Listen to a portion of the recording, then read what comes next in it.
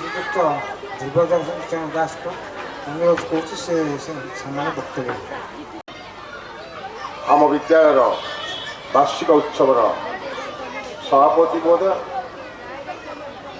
ମୁଖ୍ୟ ବକ୍ତା ମହୋଦୟ, ମୁଖ୍ୟ ଅତିଥି ସମ୍ମାନୀୟ ଅତିଥି ମହୋଦୟ, ତିନୋଟି ବିଦ୍ୟାଳୟର ପ୍ରଧାନ ଶିକ୍ଷକ ମହୋଦୟ ତଥା ମୋର ପ୍ରିୟ ଗୁରୁଜୀ ଗୁରୁମା, ଅତି ସ୍ନେହ ଓ ଶ୍ରଦ୍ଧାରେ ମୂଲ୍ୟର ମୋର ଛାତ୍ରଛାତ୍ରୀବୃନ୍ଦ, ଉପସ୍ଥିତ ଅଭିଭାବକ ମଣ୍ଡଳୀ, ସର୍ବୋପରି ଏ ଅଞ୍ଚଳର ଶୁଭବୁଦ୍ଧି ସମ୍ପନ୍ନ ଶିକ୍ଷାପ୍ରେମୀ ଜନସାଧାରଣ, ମୁଁ ବିଶେଷ ସମୟ ନେବିନି, ମାତ୍ର 2-3 ମିନିଟ୍ ନେବି, କାରଣ ଆମର ସଭା କାର୍ଯ୍ୟ ଟିକେ ବିଳମ୍ବ ଘଟିଛି। ତେଣୁ ଆମକୁ ଛାଡ଼ିବାକୁ ପଡ଼ିବ। ଆପଣମାନେ ଆସିଛନ୍ତି ଆପଣଙ୍କ ପିଲାଙ୍କର କଳା ନୃତ୍ୟ ଉପଭୋଗ କରିବା ପାଇଁ।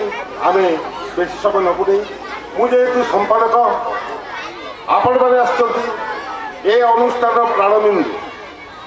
ଇଏ ଗୋଟେ ପ୍ରାଇଭେଟ୍ ଅନୁଷ୍ଠାନ, 5 ପଇସା ସରକାରଙ୍କର ଦାନରେ ଏ ଅନୁଷ୍ଠାନ ଗଢ଼ି ଉଠି ନାହିଁ, କି କାହାର ଦାନରେ ଅନୁଷ୍ଠାନ ଗଢ଼ି ଉଠି ନାହିଁ। ଆପଣମାନଙ୍କର ପଇସାରେ, ଆପଣମାନେ ଯେଉଁ ପଇସା ଦେଇ ପିଲାମାନଙ୍କୁ ପାଠ ପଢ଼ାନ୍ତି, ସେହି ପଇସାରେ ଆମର ଗୁରୁଜୀ ଗୁରୁମାମାନେ ଦରମା ନିଅନ୍ତି। ଅନୁଷ୍ଠାନ ଯେଉଁ ଗୃହରେ ଚାଲେ ତାର ଭଡ଼ା ଦିଆଯାଏ। ଆଜି ବି ଯେଉଁ ଅନୁଷ୍ଠାନର ଖର୍ଚ୍ଚ ହେଉଛି ସେ ହେଉଛି ଆପଣମାନଙ୍କର ପଇସା। ଆମେ କାହାର ସାହାଯ୍ୟ, କାହାର ସହାନୁଭୂତିକୁ ଭିତ୍ତି କରି ଅନୁଷ୍ଠାନ କରିନୁ। ଏ ଅନୁଷ୍ଠାନର ସମ୍ପୂର୍ଣ୍ଣ ମାଲିକ ହେଉଛନ୍ତି ଆପଣମାନେ। ଆଜି ମୋ ସମ୍ମୁଖରେ ମୁଁ ପାଇଛି, ତେଣୁ ମୁଁ 2 ପଦ ଆପଣଙ୍କ ଅନୁଷ୍ଠାନ ସମ୍ପର୍କରେ, ଯେହେତୁ ଆପଣଙ୍କ ଅନୁଷ୍ଠାନକୁ ମୁଁ ଜାଗ୍ରତ ପ୍ରହରୀ ଭାବରେ ଜଗି ରହିଛି, ମୁଁ 2 ପଦ କହି ମୋର ବକ୍ତବ୍ୟ ଶେଷ କରିବି। ଏ ଅନୁଷ୍ଠାନଟି ଯେଉଁ ବହୁତ ପୁରାତନ, ଏ ଅନୁଷ୍ଠାନ ବି ବହୁତ ପିଲା ଆଜି ଡାକ୍ତର ହେଇଛନ୍ତି, ଇଞ୍ଜିନିୟର ହେଇଛନ୍ତି। ବିଭିନ୍ନ କ୍ଷେତ୍ରରେ ବିବେକାନନ୍ଦ ଶିକ୍ଷା କେନ୍ଦ୍ରରୁ ମୂଳଦୁଆ ସ୍ଥାପନ କରି ଆଜି ସମାଜରେ ବିଭିନ୍ନ ଜାଗାରେ ନିଜକୁ ପ୍ରତିଷ୍ଠିତ କରିଛନ୍ତି। ସମାଜର ଜଣେ ଜଣେ ବଡ଼ ସୈନିକ ଭାବରେ ଦଣ୍ଡାୟମାନ ହୋଇଛନ୍ତି ଏବଂ ନିଜ ଜାତିର ଗୌରବ ରକ୍ଷା କରିବା ସହିତ, ନିଜ ଅଞ୍ଚଳର ଗୌରବ ରକ୍ଷା କରିବା ସହିତ ନିଜ ପରିବାର, ନିଜ ବିଦ୍ୟାଳୟ ମଧ୍ୟ ଗୌରବକୁ ଗୌରବାନ୍ୱିତ କରିଛନ୍ତି। ତେଣୁ ହେ ମୋର ପ୍ରିୟ ଅଭିଭାବକ ବୃନ୍ଦ, ଏହି ବିଦ୍ୟାଳୟକୁ ଭିତ୍ତି କରି ଦ୍ୱିତୀୟ ବିଦ୍ୟାଳୟ ହେଲା ମହାବୀର ଛକ ନିକଟସ୍ଥ କଂସାବାସନ ସୋସାଇଟିରେ। ସେଠି ଭିତ୍ତି କରି ଆଉ ଗୋଟିଏ ନିଜସ୍ୱ 1 ଏକର ଜାଗା ଉପରେ ବଳିଗାଈରେ ଦୋତାଲା ବିଲ୍ଡିଂ ହେଇ ସେଠି ନିଜସ୍ୱ ଜାଗାରେ 2-3 ବର୍ଷ ହେଲା ବିଦ୍ୟାଳୟ ମଧ୍ୟ ଚାଲିଛି। ଯାହା ହଉ, ଏହି ଅନୁଷ୍ଠାନ ହେଉଛି 3ଟି ଆଉ 2ଟା ଅନୁଷ୍ଠାନର ସୃଷ୍ଟିକର୍ତ୍ତା। ଏହି ଅନୁଷ୍ଠାନର ପ୍ରଥମ ଯିଏ ଥିଲେ ମହେଶ୍ୱର ସାହୁ ମହୋଦୟ, ବର୍ତ୍ତମାନ ଅଛନ୍ତି ସନ୍ତେଶ୍ୱର ସ୍କୁଲରେ ପ୍ରଧାନ ଶିକ୍ଷକ। ପ୍ରଥମେ ସେ ଥିଲେ ଏହି ଅନୁଷ୍ଠାନର ମଧ୍ୟ ପ୍ରଧାନ ଶିକ୍ଷକ।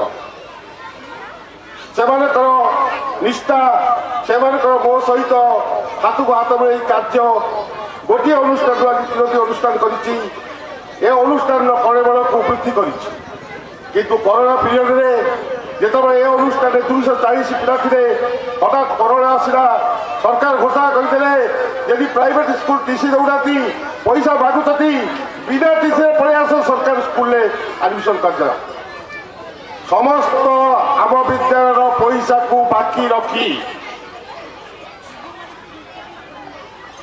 ଅଧିକାଂଶ ଅଭିଭାବକ ଆମ ସ୍କୁଲରୁ ପିଲା ନେଇକି ସରକାରୀ ସ୍କୁଲରେ ଆଡମିସନ କରିଦେଲେ।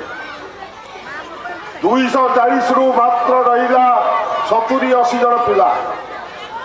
ଆପଣମାନେ ବିଚାର କରନ୍ତୁ, 2 ବର୍ଷ କାଳ କିଭଳି ଭାବରେ ମୁଁ ଘର ଭଡ଼ା ଦିଆହେଇଛି, ଷ୍ଟାଫ୍ ମାନଙ୍କୁ କେମିତି ଦରମା ଦିଆଗଲା, କେମିତି ଅନୁଷ୍ଠାନକୁ ବଞ୍ଚେଇ ରଖିବାକୁ ପଡ଼ିଲା, କେତେ ଯେ କଷ୍ଟ ତା ଭାଷାରେ ପ୍ରକାଶ କରିବା ସମ୍ଭବ ନୁହେଁ।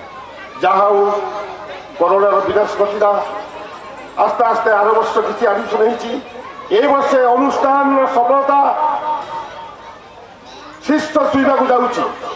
ଏ ପର୍ଯ୍ୟନ୍ତ ଆଡମିସନ 50ରୁ 60 ହେଇସାରିଲାଣି। এইটা ଆପଣମାନଙ୍କର ଗର୍ବ, ଆମମାନଙ୍କର ଆଶା ଆଉ ଗୌରବ ଆମ ଭିତରେ ଉଲ୍ଲାସ ସୃଷ୍ଟି କରିଛି। ଏ ଅନୁଷ୍ଠାନ ଆଗକୁ ଆଗକୁ ବୃଦ୍ଧି କରିବ ବୋଲି ତେଣୁ ଆପଣମାନଙ୍କର ଏ ଅନୁଷ୍ଠାନ ପ୍ରତି ଭଲ ପାଇବାକୁ ମୁଁ କେବେ ହେଲେ ଅବହେଳା କରିବି ନାହିଁ। ଆପଣ ପିଲା ସର୍ବବ୍ୟାପୀ ସବୁ କ୍ଷେତ୍ରରେ କେବଳ ପାଠପଢ଼ା ନୁହେଁ ବିଭିନ୍ନ କ୍ଷେତ୍ରରେ କେମିତି ପୂର୍ଣ୍ଣାଙ୍ଗ ହେବ ସେଥିପାଇଁ ମୁଁ ଚେଷ୍ଟିତ ରହିବି। ଏହି ଦୃଢ଼ ସଂକଳ୍ପ ଆଶା ଆଉ ଭରସା ଦେଇ ମୁଁ ସମ୍ପାଦକ ହିସାବରେ ମୋର ବକ୍ତବ୍ୟ ଶେଷ କରୁଛି। ଜୟ ହିନ୍ଦ।